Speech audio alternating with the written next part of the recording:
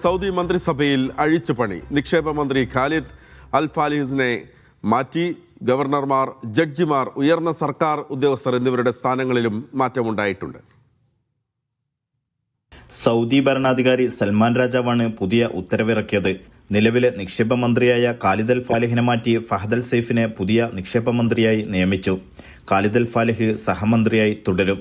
ഗവർണർമാർ, ജഡ്ജിമാർ, ഉയർന്ന സർക്കാർ ഉദ്യോഗസ്ഥർ എന്നിവർക്കും സ്ഥാനചലനം ഉണ്ടായി. Attorney general Sheikh Saud Al മുജാബിനെ ചുമതലകളിൽ നിന്ന് ഒഴിവാക്കി. പകരം മന്ത്രി പദവിയിൽ റോയൽ കോടതിയിൽ ഉപദേഷ്ടാവായി നിയമിച്ചു. ഡോക്ടർ ഖാലിദ് അൽ യൂസുഫാണ് പുതിയ attorney general. Doctor Khalid Al യൂസുഫിന് പകരം ഷെയ്ഖ് അലി അൽ ഹൈദബിനെ ഗ്രീവൻസസ് ബോർഡിന്റെ പ്രസിഡന്റായും നിയമിച്ചു.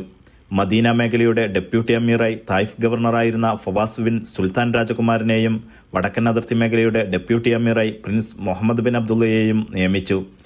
ദിരിയ ഗവർണറായിരുന്ന പ്രിൻസ് ഫഹദ് ബിൻ സാദിനെ തൽസ്ഥാനത്തു നിന്നും ഒഴിവാക്കി. പകരം പുതിയ ഗവർണറായി റാഖൻ ബിൻ സൽമാൻ രാജകുമാരനെ മന്ത്രിപദവിയോടെ നിയമിച്ചു.